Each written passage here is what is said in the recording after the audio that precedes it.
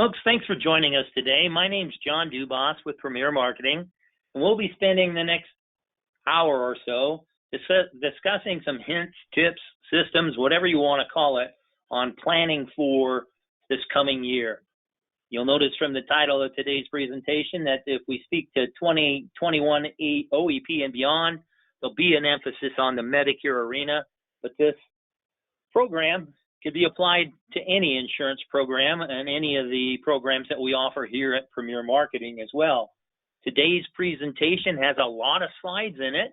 We're going to go through a lot of them really quickly because they're images, but the presentation is being recorded, and everyone who RSVP'd to today's presentation will have a link to the recording of the presentation, a PDF of the slide deck, and information on some of the other things that we discussed today will be linked into the follow-up that will come to everybody by email as soon as the recording updates.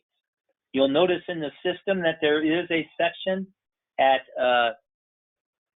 that requests information on questions. Keep in mind, we want you to use that section. We have everyone muted, and we commonly answer many of the questions through the course of the presentation, but we will check periodically to make certain that we do so. We'll start out with a little bit of a level set when it comes to who is Premier Marketing for those who aren't as familiar with our organization. We are a national marketing organization founded in 1968.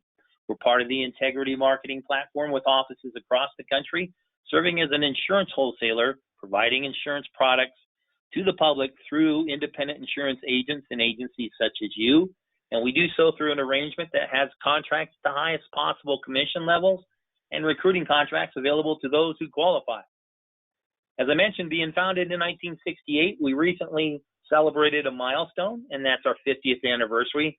And we consider that quite an accomplishment for an organization that started as a small family agency in rural Nebraska that's grown into one of the largest marketing companies, organizations of its type in our country.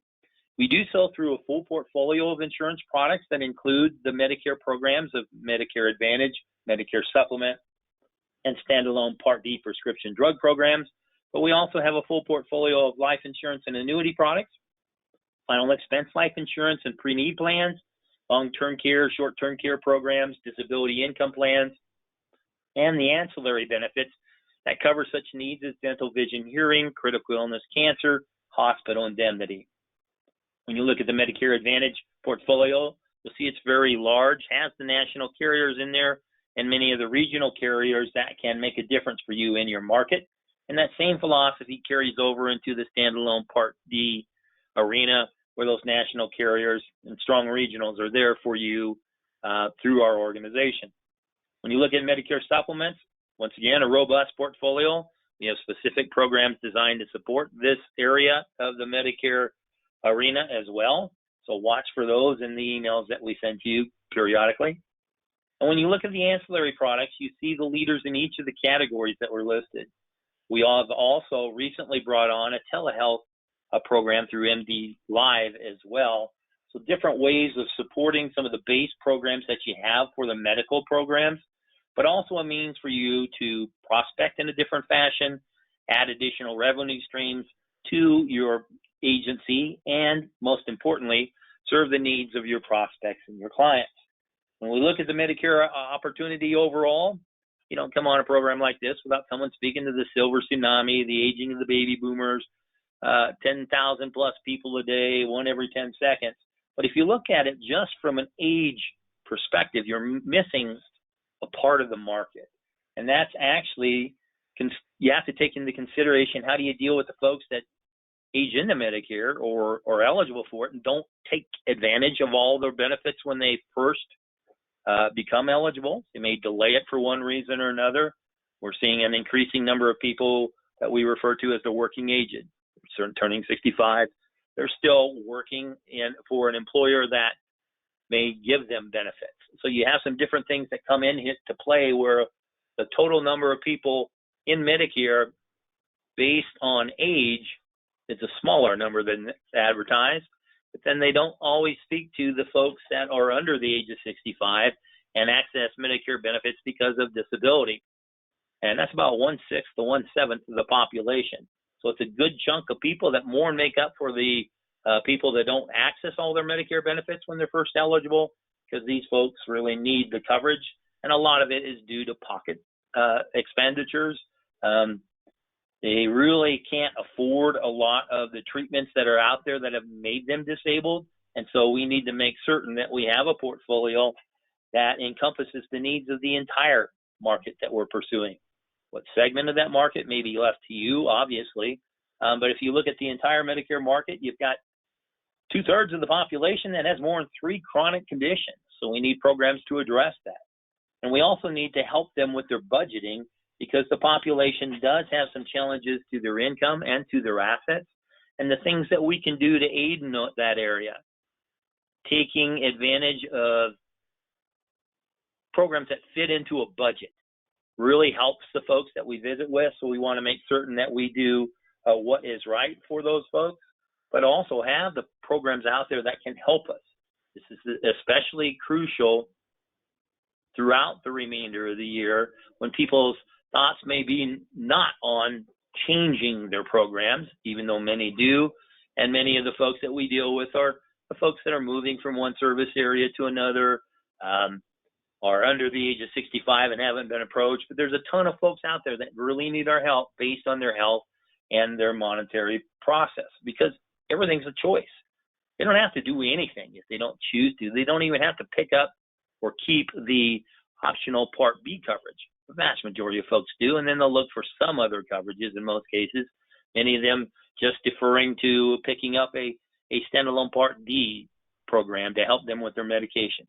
Or they may take the route and go with the modernized, standardized Medicare supplement programs that helps cover that shortfall in the medical arena. And it's a very good choice for a lot of people, and is a crucial part of our activity during the rest of the year if we choose to pursue it. Because many of the folks that opt into the Medicare Advantage or Part C programs may be of slightly lower income, and if we're targeting an audience based on income, obviously we may pull from both options that we have for the medical portion, or we may pull for one or the other and work our way across the bridge. But we have to realize that regardless of the choice that people make, we have options available to them because of what we have in our portfolio to address those needs. And what we're seeing when people first come into Medicare, they have a pretty even distribution when it comes to those two options, into Medicare Advantage or MedSup, and we see a portion that says original Medicare only. Those folks may be Medicare or Medicaid individuals that are good prospects for us when it comes to some of the extra benefits they may have dealing with the DSNP population. And it may be people that have access through Veterans Administration. And there are some things that we can do for those folks as well. Creditable coverage, not an SEP, so we have to look for some certain things that come into play there. And then you have folks that throughout the course of the year, they may lose group coverage. That's another option, and that's part of the folks that are in that category. Because we do speak to the wonderful world of Medicare, sometimes the acronyms can kind of overcome us, and sometimes they become a part of our language to our prospects and clients, something we really need to look to avoid. We want to make certain they are understanding everything we speak of. But we have an acronym guide, a link to which will be supplied in the follow-up to make certain that you have access to what all these letters stand for. And remember that MICKEYMOUSE is still just a Disney acronym. Bad joke. So when we look at the topic for today specifically, a good place to start are realization of the different enrollment programs if we're placing an emphasis in the Medicare arena as to how to approach our plan for the rest of the year. We've been through the AEP. We've almost exhausted the non-renewal special election period, which very few people know of or use. And then we are rolling into OEP for the first 3 months of the year. It's interesting in the fact that the OEP is listed as an option for the people we serve, there are limits as to what we can do to market to it. So we need to look at some of the special election periods, as we do all through the year, as to how that can predicate who we pursue during this time of year. So knowing that people have the special election periods commonly based, most of them, we will see some things that we do more regularly, and includes the 5-star SAP and markets where the 5-star plans are available. And we've seen a shrinkage of 5 stars to 4.5 in many markets. But we also have a number of SEPs based on income and assets, and that's the set for the dual eligible, LIS eligible people and the MSP people.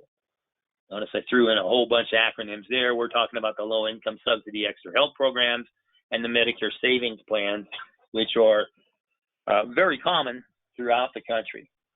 When we look at OEP itself, it's something that we need to be very aware of, but it's something that's not actually written as a pursuit with specific programs for it in our planning process.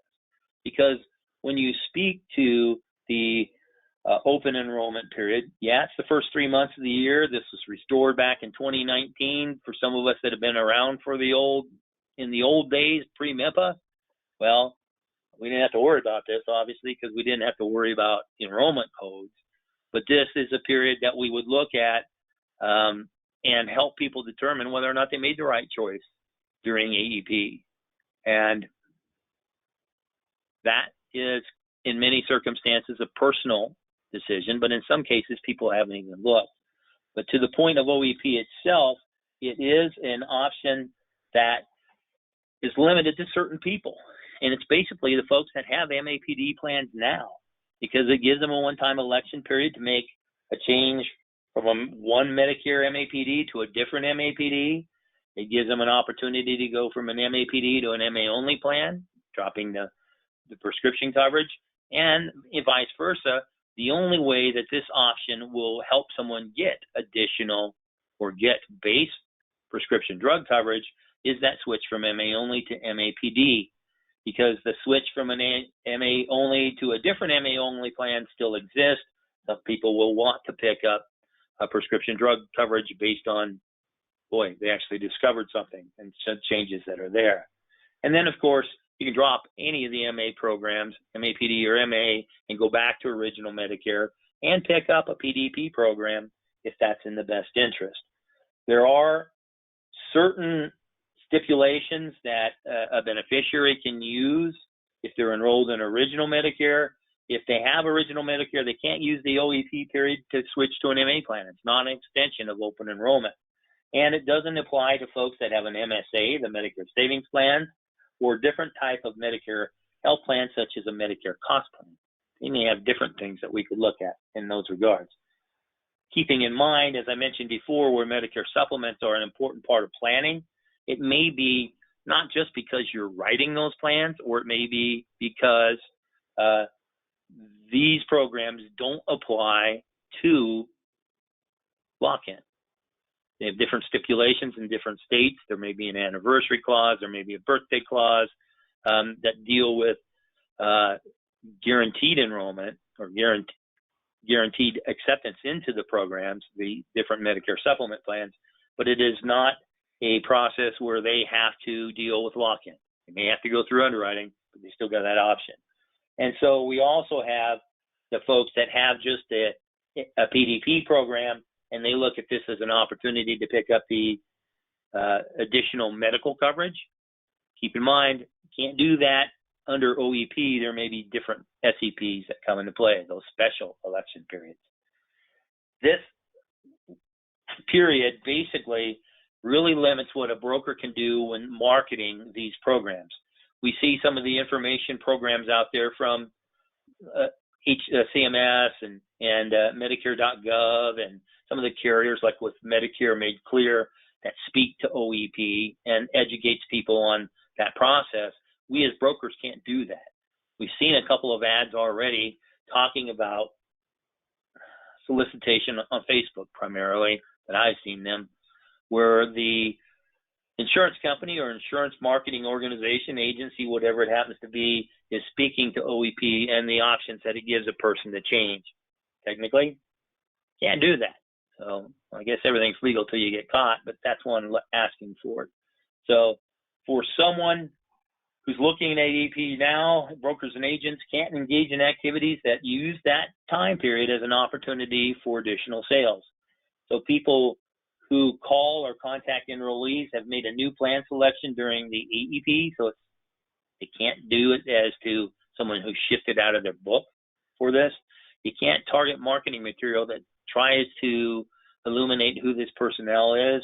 You can't send out unsolicited marketing material referencing this. So we're confident that that certain Facebook ad, or a number of them, may be a prelude to a spanking. What you can do with this is basically work the system as we always do with the other SAP programs that are available to them, or as you've seen a shift on some of the multiple television ads, they've gone away from a whole bunch of specifics on some of the programs to a more general approach, speaking to the options that a person has to change, the different SEP periods.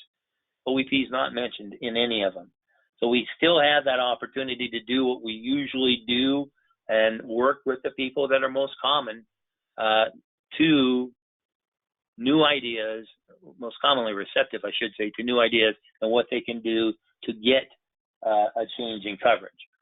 And those are the agents, the movers, the people influenced by income and assets, LIS and MSP, low income subsidy, Medicare savings plans, and then, of course, the 5-star, which is a real mover in certain markets. The overall SAP chart, you'll notice as we go through these, a number of them that you may find familiar. They go from year to year. These are standard pieces that come into play, but you also have some additional steps based on weather. This guide, this Excel sheet will come to you because it lists those SEPs based on different weather circumstances, FEMA type of exemptions, that will come to you and lay out all the states that have such an opportunity and such a window for folks to address their needs because they've been affected by weather. You'll also see that what was commonly referred to as the COVID-19 SEP has expired mid-year, and the carriers are adamant that it is not going to be there ongoing. Of course, the old saying, some expression, and I'm finding it hard in my head right now to do it. It's just basically nothing is as uncertain as assured thing. So we need to keep our eye out to see if that changes down the road, particularly with a new administration coming into play. It's important for us to look at these steps and realize how they can affect our business, because more than half the people on Medicare don't compare their coverages each and every year. So if we get a hold of an individual who's gone through AEP, hasn't done anything, does qualify for a special election period, and we do a review of their benefits, because the plans change in markets most years, and very much as importantly, so do the prescription drug coverages. As we go through and we illustrate those changes, it gives us an opportunity to talk to people who may be more open to a change. Because once again, it's over 50% of them that haven't, and then a lot of it is dealing with a population that doesn't have some of the access to the tools that are out there electronically, or haven't been contacted by an agent. As much as we feel that there's a lot of competition for these folks year over year, it's amazing the number of people that don't get contacted or respond to that outreach. As they go through the first of the year and they feel like they may have missed out on something, we see a greater array of people that, well, gee, I wish I knew how to take care of an analysis, and many of them don't, because about a third of the population, they don't understand the Medicare program, and in certain areas, that's even a larger percentage.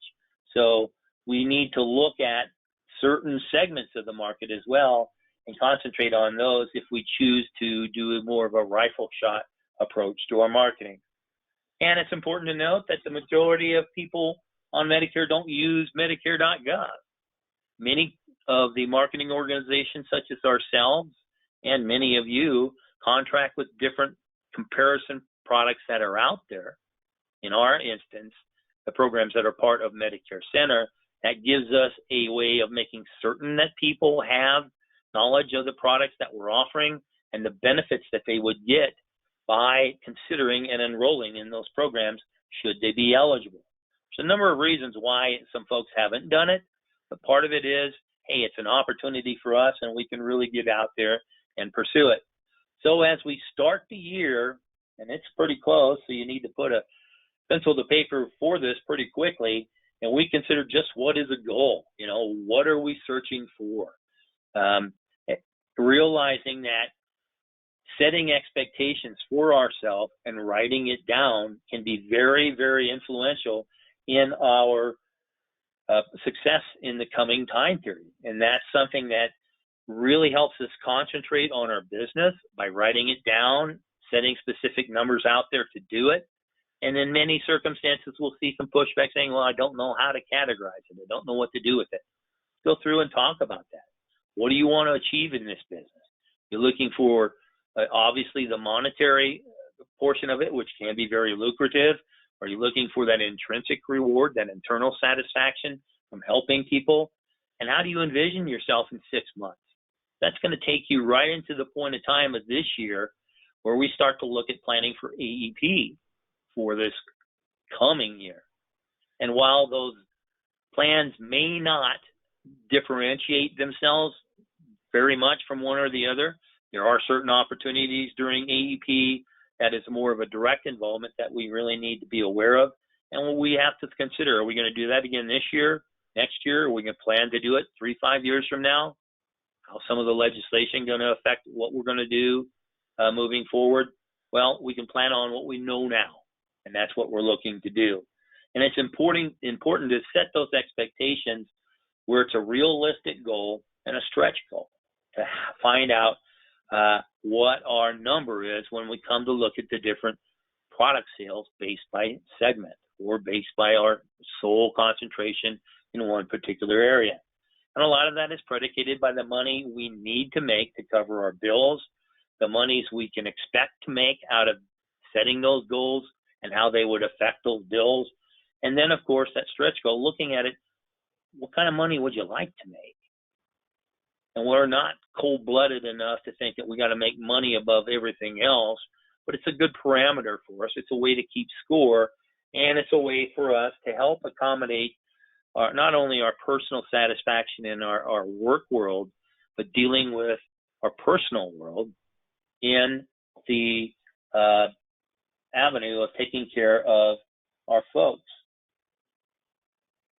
Bear with me, I had a question pop up and I missed it earlier. And we'll get to that in just a moment. What we need to do is set SMART goals. And you hear this acronym all the time, where we need to have a specific goal for our overall program, specifics within it. We need to make certain that those are measurable and that we actually follow up on progress reports for ourselves as to whether or not it is truly attainable. Is it relevant to our business? Because there are certain goals you need to make also for your personal life. Are you exercising? You're scheduling that. Are you leaving time or devoting time to your family, which is so important? And are we doing it based on particular time frames? And we need to make certain that that is then a way for us to gauge our progress and how we need to adjust moving forward. One of the things that we'd ask you to do right now is take a quick pick or a quick look in that rearview mirror and realize that the past is the present. We need to deal with some of our recent experiences and see how they have either worked or didn't. And a lot of that comes with during this past AEP and since December 7th through the end of the year, have you had a plan? What in that plan, if you had one, worked? What didn't work? What was missing? Missed an R in that. Which carriers worked or are needed for the further progress of the other your plan? And this, what of that plan is still pertinent for the rest of the year? and what should or can be added at this point in time. And that is then a choice that you make as to portfolio as well, and how you work one program in conjunction with the other and do so compliantly. Because when you're setting that up, it's giving you the roadmap as to where you look to be. Yeah, the old story, C.S. Lewis, when he speaks to Alice and she falls in the hole and speaks to the cat, and I'm going to paraphrase this, it's basically, if you don't have a destination in mind, it doesn't matter what direction you take.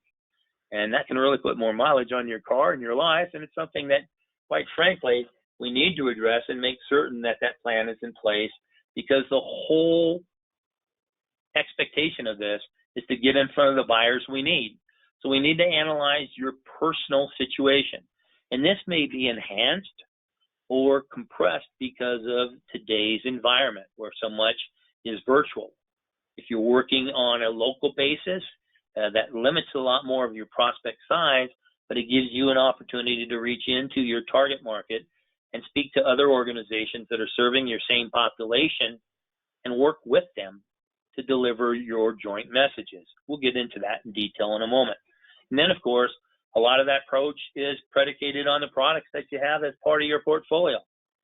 This may be a greater emphasis or a lesser emphasis on certain Medicare products, or it may be an addressing of the needs that were discovered during AEP that were basically pushed back because we wanted to make certain we addressed as much of the Medicare market as possible. So looking into some of the ancillary products, final expense and life insurance, a list of those programs that are not covered by Medicare, long-term care, dental, a lot of the things we talk about. I'll actually have a link in the follow-up for you for what is not covered by Medicare and suggestions as to how to cover it. It's also important to note we need to follow the rules. I'll refer back to that Facebook ad on OEP, not following the rules. It's okay now, he ain't been caught. When he gets caught, that might significantly impact his marketing, their marketing plan, her marketing plan moving forward. It's also important for us to note that if we deal with Medicare Advantage or PDP programs, we got the stuff set up beforehand, because they don't go back if you're still in process. We want to make certain that if you're contracting with a new carrier because of some of the feedback that you got during AEP, that you have your licensing and your contracting and your certifications in play. Critical that those certifications be done each and every year, obviously, and that as we add product, we take care of that before we offer that product to the public. It's also important then in that space of the industry that we're following the HIPAA requirements that dictate how and what we can say in certain circumstances in the Medicare world.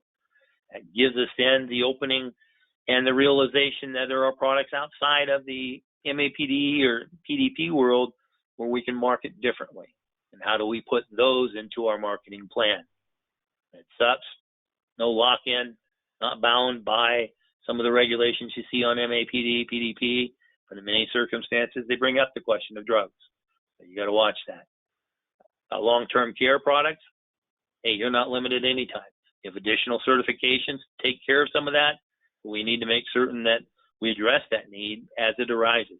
And the old Columbo, did you ask that one question? Got one more question? Final expense has to be a different sit down from the health insurance stuff unless it was the original reason for the meeting, where you can then sign a scope and move forward. But it's a natural adjunct to the population that we visit with. So following the different rules for the different products are very important for us, and it's important to be motivated. We got that grizzly on the back of our electric bill where that needs to be satisfied. So staying in the race and staying up enthused for all of it is an important part, because if you think about it, the phone's not just going to ring if you don't do anything. It might be something with default by somebody who remembered you were in the business and said, hey, I need help with this. It may not be in the area you even service if you're dictating that kind of response. You're not going to get much one, because there's the old expression, immortalized by Pepe Le Pew and Penelope in the cartoons, you don't get kissed if you don't ask. Set yourself up for that opportunity to visit, and so work it backwards. If you're looking at a certain goal for income, we can do some things based on basic arithmetic, on standardized commission levels, plug in what are applicable for you in your contracts, and then work it backwards. So if you got a product that's $200 commission, pretty low based on some old renewal rates of MAPD plans, and you're looking for six-figure income, that tells us if you're starting out that first year, you're going to need at least 500 sales. Why do I say 500 sales? Because, well, some of them will fall off. You got folks that will do the unimaginable and subject themselves to a celestial discharge. She will die on you. Then you got some folks that are going to be pulled off by a competitor, and some folks that have that second piece of buyer's remorse, and they use the trial period to go back to original Medicare, and you may have missed them. But if we have it based on just that minimum for easy math, and we go through and use a 10-5-2 formula where we need 50 leads a week to get to that, and we're dealing with a mailer that might have a 2% return, we have obviously a shortfall, even with a 2,000 a week mailer, where we get 40 leads. So we're going to look to fill in some of the basic shortfall of that in order to achieve our goal. We're going to need to work other sources of marketing to make it come into play. That may be internet. That may be some of the things that are basic for us in territory development if you have a target market and deal with providers and other centers of influence in the community to bring up that shortfall. You may be really good at referrals, and remembering how and when to do that can be very important to bring forth that number that you need. And you may have something else that's generating the leads, referrals perhaps from a partner in the insurance world that doesn't do Medicare, or a great center of influence that's kicking you leads on a regular basis. Things may be more than just this category. Obviously, a lot of those are referrals, but you may have a secret sauce that is generating leads for you. Take them into account. See how the math does for you. Sometimes it can be astonishingly beautiful, and sometimes it's a nightmare on Elm Street. So we got to make certain that we're covering what we need to do based on reasonable expectations.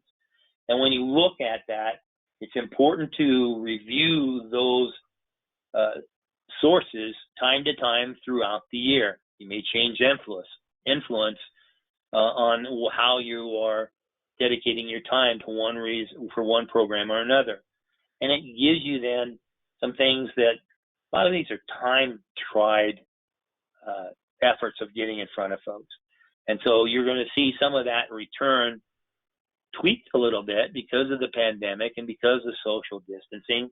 And that's something that may require us to, give it a little more time, or, dang, that ain't going to work. We need to shift gears into something else. And so some of these different pieces can come into play, and you may be able to use them for one product and not another.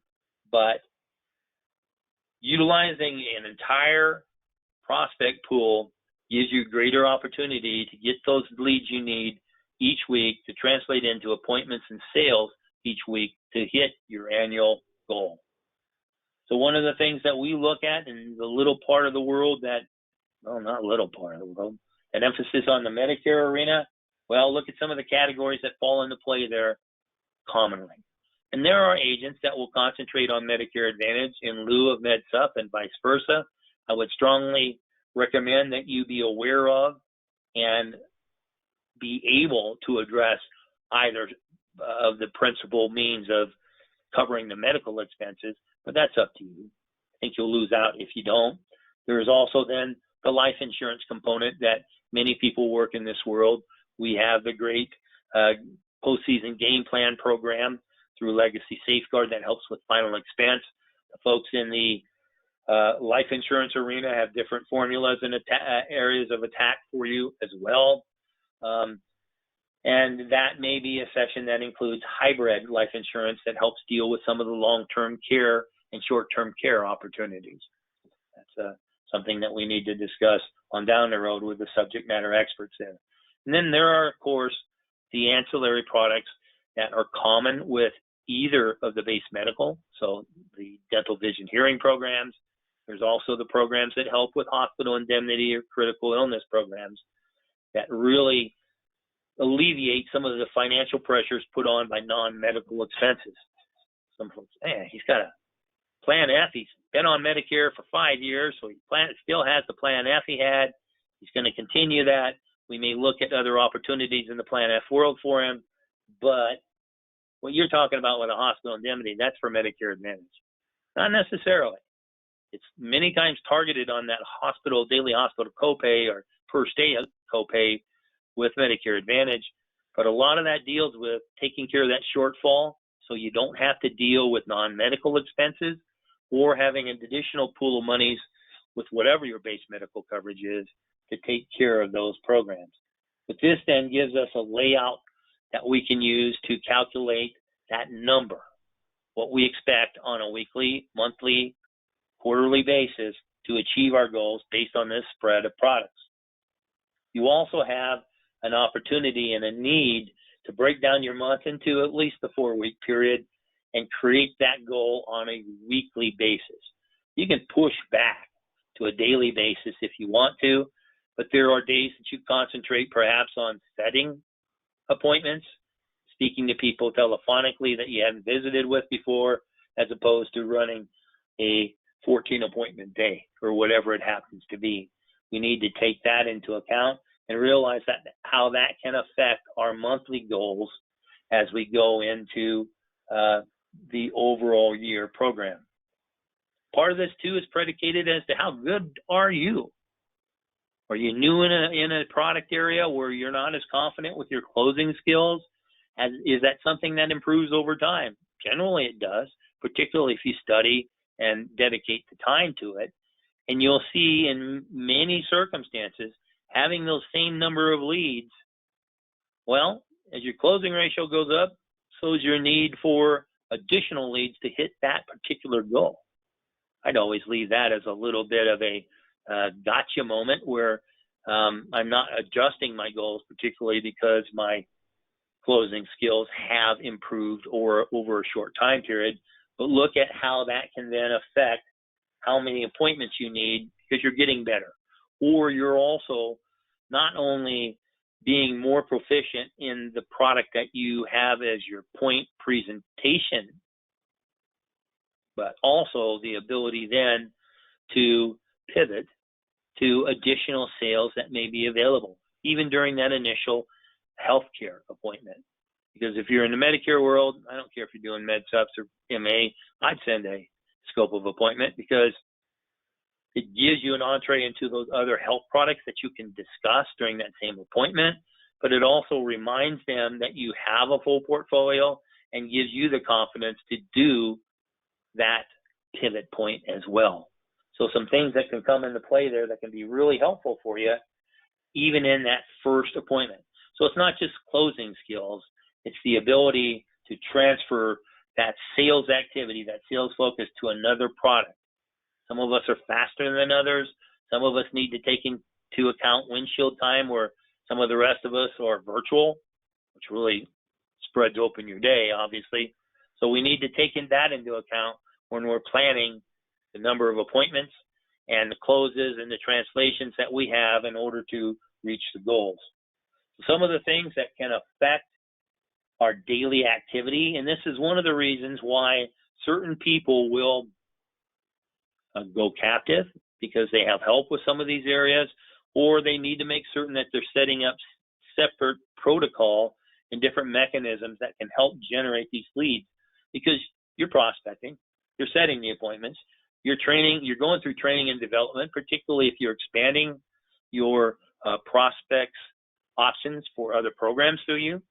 Translation, have you added plans outside of your initial expertise for more sales and you need to learn about it? There's also, of course, the need to improve on each of the products that we have in the MA world too. Are there different health conditions that predicate a certain MedSup over another because you have medical underwriting? Are there different advancements or changes in the MA program that you have, and that includes network information that you need to train yourself on and be comfortable with. You also then have to take into account that windshield time, the traveling. If you're working somewhat old school, and I don't mean to, not a means of denigration, it's just, hey, this is the way it is, and it's so affected by social distancing, even if you have the knowledge that you are an essential service and you can visit people, you still need to do it properly, but you're going to have more pushback from your prospects at this time than you have in other times to set the appointment. And that travel time also reduces the time that you have for some of this other activity. Because my gosh and my golly, texting or even calling on your cell phone, particularly in certain cities, is illegal. So we can't do some of it. And then, of course, if you're on the phone, you can't complete your paperwork either. So we need to plan for each of those activities, either on a weekly basis or a daily basis, as to how we allocate our time for that. And how do you do that? Do you hire help to help with some of the administration piece? Are they different problems that pop up that you see it becomes a fire you've got to put out? Generally, if you see a number of those, that's a trend that you can identify and indicates you need to do something in your presentation process to address those ahead of time. But we got to have our handle on the day, or the day's going to bite us. There's some things that we can do there. There are different tools that are coming out that can help you track. Do you have a CRM? Do you have a customer database? Our Medicare Center program provides one to our contracted agents at no cost to them. Some folks will choose to use a program that integrates like HubSpot, Marketo, Acton, a number of the different automated processing type of programs that help us with our communications. And the amount of time that does eliminate things for us, free up time for other activity, that may include even an automated system for cards, sendmeacard.com. Get you some information on that if you're interested. But it's a great way to not only prospect, but also use those tools to keep our base strong, add to our persistency, our retention rates, and realize they come with a cost, but is that going to help our other activities, and is that a cost that you should outsource? For some folks, yes, some folks, no. So the different things that we come through and we look at and we evaluate and use in our plans. Map out a little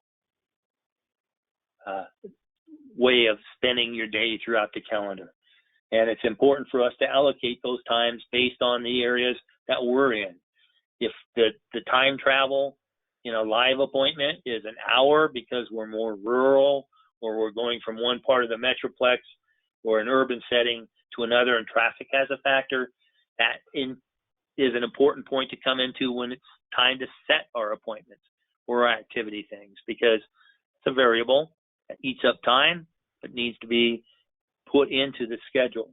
If you're doing different activities, either on a live or a virtual, well, still live, a face-to-face or a virtual basis for those different activities that you may have done entirely face-to-face, such as seminars or visiting with providers or anything of that nature, centers of influence in the community, much of that can be transferred into a virtual experience, but it is also a different portion of our day that can eat into certain times, and we need to schedule it and make certain that we're looking to take care of those individuals.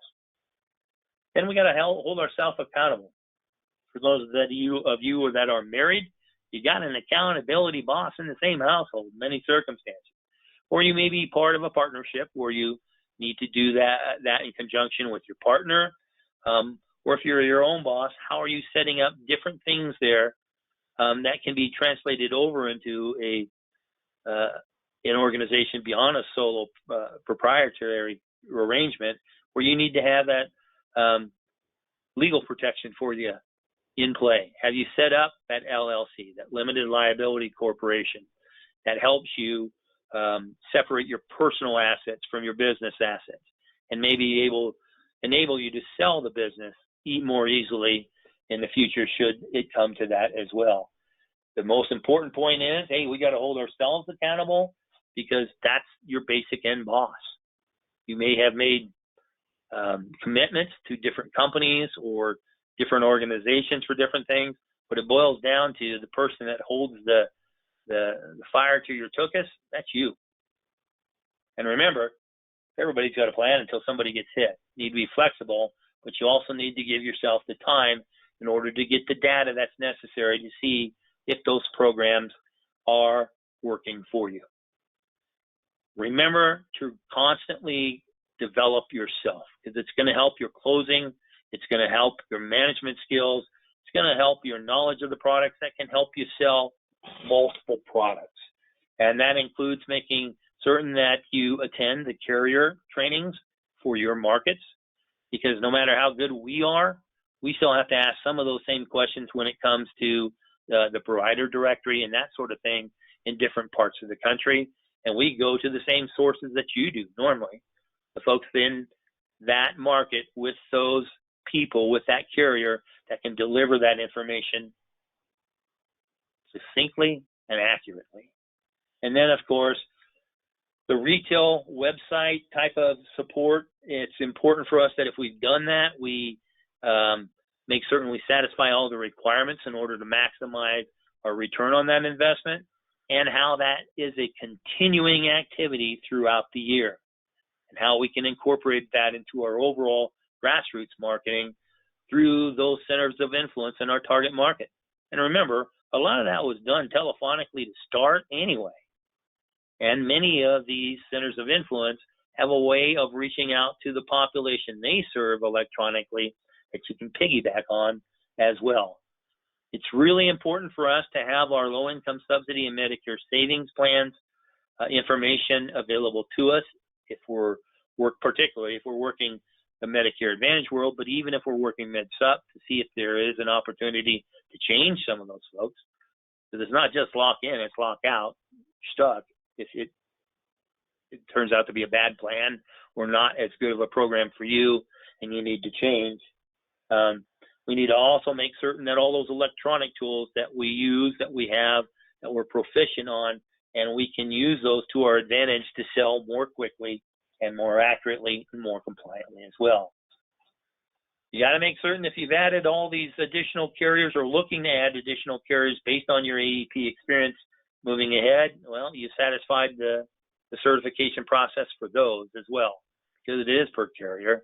And once you do AHIP, if you've already done that, you can apply it to get through many of the modules. Carriers will ask you to do, obviously, well, it should be obviously, a product certification for their products as well. So be aware of all the obligations you have in order to take care of that. And you can get an idea, even if you've heard certain things about certain products in certain areas with certain segments, we've got some tools to help you identify those opportunities as well. Part of our Medicare Center programs is the CSG website, our tool that enables you to go in and price different Med-Sups. Great way for you to make certain that you have the most competitive, at least price-wise or based on other data, in your portfolio to offer to the segment that's best served by a Med-Sup. And then some of that same detail when it comes to market share by Medicare Advantage programs are available for you there too. It then gives you an idea for each of those segments as to how you can deal with the competition in the area. If you're doing the Medicare Advantage programs, it gives you an idea of the penetration in that market by a certain carrier, and that may be based on their reputation, the benefits, length, tenure in that market, or it may not. It'll give you those ideas though. But with the Medicare Supplement tool, it not only tells you which programs you need to have in your portfolio, but it gives you an opportunity to offer that Medicare Supplement review, complimentary Medicare Supplement review to your prospects and your clients. You also then have the opportunity to use this tool to collect that scope, store it for that 10-year period, and do some cross-selling. There's a really neat cross-selling feature in here for Medicare Advantage plans. The person you visit with, well, this is my MA plan, I'm happy with it, I don't want to change. Well, let's use that as a base for a further analysis. And here's some hospital indemnity programs that are available to you to fill in that hospital indemnity, that hospital copay, daily or per period. Great way to sell. You also then have, and that's what that's referring to, access to the 2021 carrier benefits off of our website to help you identify what's necessary there. You can use that in conjunction with the CSG data that gives you the market intake for a particular carrier, or if it's new, what opportunity did that visit for us. And you do have Medicare trainings available for you from the government as well. It can be really, really helpful, and it's a source of a lot of generic presentations as well, where you have the PowerPoints, the slide decks, whatever the current term is for what we're looking at now. It gives you then the opportunity to learn more from those, but also take that learning and extend it to the folks that you're marketing to, particularly in those centers of influence. And you do have additional marketing material available from CMS. We've got a little presentation as to how you access this that will come to you as part of a follow-up, but it's also a way for you to go in and you can order up to 50 calendars per month free that you can use. They're all CMS logoed and you can't put your number on them or anything, but you can paperclip a business card to it as you give it out, or however you want to use that and other material available through this website. And the carriers are always awfully helpful in giving you some additional information as well. We see a great improvement on the multitude of carriers that are out there on their agent marketing sites to give you information that you can personalize with your data. Remember, in the old days, I used to get so frustrated by using some of this material, and all it had was a 1-800 number to corporate. You didn't know if your leads were going to you or someone else. You couldn't alter the document. So it was a little frustrating. What you're seeing now with the carriers is a way to personalize all that information, and you receive the information that solicits. You have, of course, now a ton of additional ways of using technology as well. Texting included, many of the programs that are out there that give you telephonic ways of visiting with people, and texting as well, to make certain that you are able to access people in the manner they want to be accessed. There's some folks that won't read an email. There's some folks that don't even access their email if you wanted them to. And then there are some folks, hey, I don't deal with a text, email me so I have the full information. So you want to have options here as to how you can engage those folks on their preference as well. And you might consider creating and developing a personal website. There are programs out there where you can do this for nothing. It doesn't cost you anything other than the different pieces that are necessary to make it viable and productive, buying the URL site, doing different search engine optimization to drive people there. But what we're seeing with an increasing number of carriers also is they're creating a microsite for you for their business. And if you operate with more than one company, which most people do, it's nice to have a central collection point for all of those as well. So you can drive specific folks that want to enroll with one carrier through that carrier's microsite. You can do that information through Medicare Center to compare three organizations, three plans face-to-face compliantly.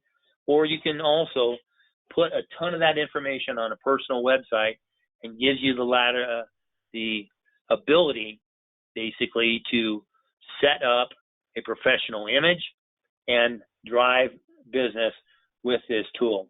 Because remember, you don't want to put all your eggs in one basket. Not every program fits everybody, and we've got to be prepared to pivot.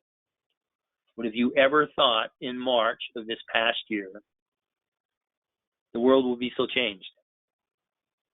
There are things that we can plan to do on a marketing basis that it doesn't matter if we're doing them virtually or in reality.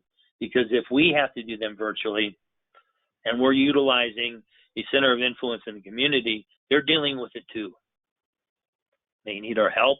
They're more open to it now, and they have the systems in play for most of them that make them comfortable doing things face-to-face or virtually. So we need to be prepared to pivot, because we're not only harvesting, we're planting seeds as well. So if we're dealing with the community, we don't want just a one-hit wonder per year. We want to be able to do things with those centers of influence at least once a quarter, and that's giving us the opportunity to plant seeds based on how we're harvesting now. As I mentioned before, we don't want to put all our eggs in one basket. We're getting close to the top of the hour, so I need to talk a heck of a lot faster. But we're looking to incorporate many sources into an overall type of program, and we need to be, once again, cognizant of the fact that we may set it up one way or the other, and we may have to use the other presentation style. We're using much the same material, but we're going for, is it live or is it Memorex? Quote an old commercial. And we have to be comfortable with the fact that while we are adjusting to this new normal and a lot of this electronic process, so are the people who we're serving. And with them, we have a bit of an advantage because many of them are already familiar with these digitally savvy, necessary type of approaches, because that's how they're accessing their care in many circumstances, a telehealth visit, face-to-face with a number of docs that it's not telehealth, it's their regular provider, but they're doing that appointment virtually. Many of them like it even better than a face-to-face. And you're seeing where the carriers are really putting investments into different tools that can be helpful in that space too. So if you've got carriers that you're working with and you're not aware of the virtual tools that are available to you for that carrier, we need to make certain, one, that you know who your agent manager feet on the street is for that carrier, your contact for you in that market, and what are the tools that you need additional help with. And we help with you with accessing those, putting you in play with trainings to make them effective, doing it ourselves, that sort of thing. And it gives us then the option of using all these different tools, much as what we do with Medicare Center, where it gives them the opportunity to shop themselves, which many of the newer folks prefer to do, and then come to you with a refinement of those choices and the ability to enroll electronically, or however it takes. So going through those different avenues, once again, on what we need to consider: cold calling when it's compliant, big time med sup, dental, vision, hearing type of approaches, final expense approaches. Those community-based marketing programs that I've beat up already, well, live or Memorex, virtual or face-to-face, they're still the same categories that we need to consider as part of our program and how we approach those. That's part of the plan. And incorporating in the different carrier programs, because many of the large carriers, smaller regionals as well, will have their own community marketing force, and they need agents to help them with that. It's one of those things where it needs to be a symbiotic relationship. You can't just have been contracted with an organization, not done with them much for a couple of years, and expect them to really drop a dime, a whole bunch of money on you for these events if you're not willing to work for them as well. It can be easier for a new agent that may have an experience outside of that company in order to make certain that you have that carrier support. Social media has become so much more important than it has in the past, but many of us forget the referral value, what we can get by just asking for help in those circumstances, and the strong and steady traditional direct mail program. Because you can reach out and touch someone with Mobile if it's in an area where cold calling is approved. Some states don't allow it at all even. Some states have limits as to when you can do it, what times, and with what products. So it's important for us to bring in that compliance angle to make certain that we're doing things properly there as well. That's why some of us are very reluctant to use also sources outside the continental U.S., because if you're dealing with an MA carrier, they're going to want to know where you got that lead, how it was generated, how it was passed to you, how you approached it, and keep in mind, you're the one ultimately responsible for the compliant nature of that lead. So these carriers or these companies that are offering you telephonic leads, and they're not based in this country. Yeah, sometimes they're really successful, but if there's a challenge, they're not liable. Even if you have a list you're dialing off of, we want to make certain that it has been butted up against the do not call list, and we're doing that properly. And what you find a lot of times now is, gee, I'm calling on a compliant list. I'm not getting a lot of people to visit. I'm getting a lot of voicemails. Well, you're labeled going into most places now, and there's so much spoofing going on that your number may be blocked because some company spoofed it. So you're having some challenges there. You've got to have a really good, really quick message that you can leave on a voicemail in order to be maximizing your cold call activity. Once again, these centers of influence, guys, if you've been in a retail establishment like a Walmart or a Kroger or whatever else it happens to be, a CVS, that involvement didn't end on December 7th. Some of you carried on through the 15th for the under 65 market, but utilizing those contacts throughout the year can be invaluable. There are many of these organizations that want you in the store year-round. Maybe not with the same frequency that you've been through AEP, but it's important for us, or OEP for the under 65. But maintaining that relationship, visiting with that location at least once a quarter, once a month. Hey, you got somebody new to the area, or gee, are you seeing someone having challenges buying their prescriptions? That gives you an opportunity to work on a year-round basis for a center of influence that you've invested a ton of sweat equity. Strongly consider that. Same thing when it comes to working with providers. And these aren't just docs or specialists. These may be DME providers or the folks that do home health care, because many of the folks in those two latter categories don't know who's paying them. Is it Medicare or Medicaid? And if you can illuminate that process, you have someone then that could be a source of referrals for you, as opposed to someone you got to look out for that's going to try to pull your people off your books. So I mentioned those providers are much more than doctors, and as I failed to mention, the dentist. You have different programs set up, particularly with some of the carriers that are active in the DSNP space that concentrate on marketing through dentists. Utilize those programs. When you look at centers of influence, you can find different faith-based organizations through churchangel.com that allows you to reach out to those folks, because remember, during this whole time of social isolation, there were many things we could do that excluded going to church. And so many of the different faith-based organizations have set up virtual services. If they have that capability, that may be capability that you can use to present informational programs to that congregation as well. If you worked with a carrier throughout the year and you've done some business with them, you had activity during AEP, there may be leads available through those carriers as well.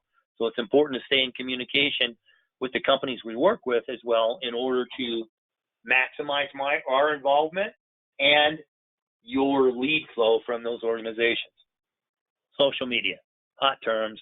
Really, there's a ton of different internet generator companies out there that'll sell you something or another. Some are more successful than others. We're in that group. You have Facebook opportunities for us for final expense and Medicare as well. We can get you additional details on those. And then, of course, the referral process. That's just not personal referrals. It's like, what clubs or community activities are you active in, Mr. or Mrs. Prospect or Ms. Prospect? Are you also then asking the centers of influence that you work with for referrals to other like organizations? And how are you asking for the referrals as well? Sometimes this is one of the most basic things. We don't ask. Remember that you don't get kissed if you don't ask. Some of my most successful days were when I remembered to ask when I was setting up the appointment. Hey, I appreciate you giving me the opportunity to visit with you at this time.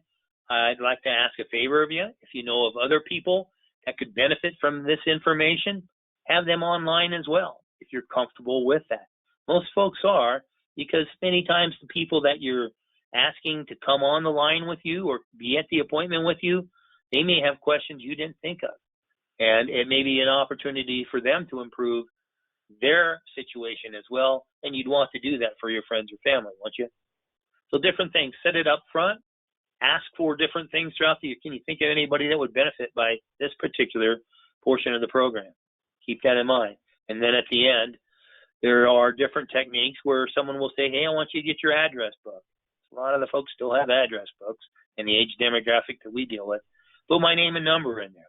So you have my information in there if you run across someone who has a question about programs such as this. Or if you can think of it, go through that address book now and tell those folks about me. Get me some information about them. Keep in mind, I can't call them because I don't have permission to contact. It's part of the do not call list, but you can. You can give them a call and say, hey, here's my agent, Pete Smith. He did so much to help me. Give him a call, and he will help you too. I've gone long. I apologize. Direct mail is still a strong way of coordinating a regular marketing approach. We do help with the payment of those programs based on production. It makes it available for you at a very reduced price so you can do it consistently. Because remember, direct mail is kind of like your exercise program. You just do it once or twice, you feel the pain. You do it regularly, you see the results. We work through certain preferred lead vendors because they allow us to vet their programs. We are comfortable with how they operate, and it's a way to protect you compliantly as well. We do have different programs that are available to you as well for leads that have already come in, so you don't have to set up the whole campaign. You're buying a return. These aren't quite as fresh in some circumstances as a direct mail campaign of your own, but they are easier to get into based on price because there are a couple of different ways of doing this. Prices may vary according to supply throughout the year, but you can get in with people that have asked for information through direct mail sources, and you are the person delivering that. It's also important for us to remember to cross-sell because the more product you have in the house, the better your retention, your persistency is with all the programs you have in that house. They don't have to be with the same company. Studies have shown that. They just have to be with you. So it's a great way to serve all their needs or as many needs as we can and drive up our persistency across the board. That brings us back to that program in the CSG where you can cross-sell easily with Med Advantage programs or some of the other programs. And this is a live link or at least a way for you to access it as well. We will send you the recording to that presentation on cross-selling.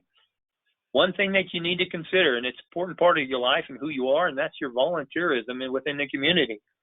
It's important for us to remember that there are many things that make up who we are. Includes our family, our faith, our work, but also our volunteering within the community. And depending upon the organization that you choose to volunteer with, ERP has a big program with this. There are different things you can do with nonprofits. It's important for you to note that you're volunteering for volunteering, but it gives you information as to different events they may have put on. It is something that makes you feel better about yourself as a person. Meals on Wheels, big thing. But some different things that can help you then that establishes your reputation in the community. You're coming to the forefront with particularly some of these nonprofits where it's like, hey, I'm with the American Heart Association. We need someone to staff a booth at this. You're going as an American Heart volunteer, but you may be then able to access some of the people that have requested the information they have. And they may have pamphlets and other things that you can use to help your own sales process. Establish the need for a critical illness plan based on heart attack, stroke. Great ways for you to incorporate the entire you into your marketing space. Some of the things we're going to do additionally to help you, and I'm sorry, got like 4 or 5 minutes left to go. We have a program available to you that enables you to establish an agent profile that gives you an opportunity to store all your information in there, like your answers to all the questions for the contracts, your E&O information, things of that nature, where you can then select carriers and contract with them electronically. You've established your base information. You're clicking off one carrier at a time. Enables a quick way of contracting. Not all carriers participate in this, but the vast majority do. We also give you the opportunity to purchase discount errors and admissions coverage. This is available to qualified agents. What's a qualified agent? Well, you got a contract with us, one. But unlike adding you to a blanket E&O, which some other organizations offer, this is a program that you own that covers you regardless of who you're contracting through, and in many circumstances gives you a wider array of coverage based on what you need. It's hard to find some of the E&O coverage for variable products now, or they're really expensive. This is a way for you to do it all at once with whomever you contract with. We also have a program that helps you keep your license play with continuing education bundles through our association with WebCE. And there's a program that you can utilize to pick up individual non-cancelable DI insurance for yourself, disability income programs for yourself on a modified guarantee issue basis where you're sharing in the commission on that product. Much as where today's presentation is being recorded, past presentations have been as well. They're available 24/7 on our website at premiersmi.com and also on our YouTube channel. Great way for you to get other hints and marketing tips or specifics on program types or carrier information as well. All available for you 24/7. And of course, we do offer that electronic access to presentations, sales, collections of compliant material through Medicare Center. A single log-on site that gives you access to a free CRM and 3 different quoting and enrollment tools, powered by Connectures, Sunfire, and CSG. So a great way for you to consolidate a lot of those comparison tools where you can collect that electronic scope and store it and deliver the material they need in order to enroll. Just keep in mind, 2 of the 3 offer you a microsite as well. So we talked about having your own website. This gives you an opportunity to drive people to a site that's assigned to you where they can do some research and they can enroll themselves if they choose to do so, and you get credit for the sale. Many of the carriers do offer additional trips and incentives based on production. They can't do that with Medicare Advantage and PDP programs because the max compensation is set by the government, and it includes this type of information. But those carrier trips and incentives are a way for you to help evaluate the financial viability of some of the programs that you're offering, and they all help you get additional dollars from Premier as well, where we've morphed our producers convention from just a cruise or a destination of that nature, where you're able to translate it into dollars, up to $4,000 of additional monies from our organization. All said and done, all these programs and these planning techniques and everything that we can supply to you to help you be as much as you can be is because we want your business. We want to make certain that things that we've talked about are part of an overall marketing plan you have that carries through the entire year, and you're putting it in play as quickly and as efficiently as possible helps determine that success. So you can reach any of us at Premier at 1-800-365-8208 or through our website at premiersmi.com. Let me check on some questions really briefly, and make certain we covered everything. Yes, we are providing you with a copy of the slides, and we realize that because of time constraints, someone may not be here for the entire presentation. That's why we send out the recording as well. So all that said and done, until we have the opportunity to speak with you again, we want to thank you for the investment of the time that you've given us today. We want to thank you for the business that we've shared throughout the year and in years prior. I look forward to much more joint activity and greater success in that area, and realize that our prime way of expressing our gratitude is to wish you good selling. That said, thank you all for coming aboard, and we'll talk with you very soon. Thanks.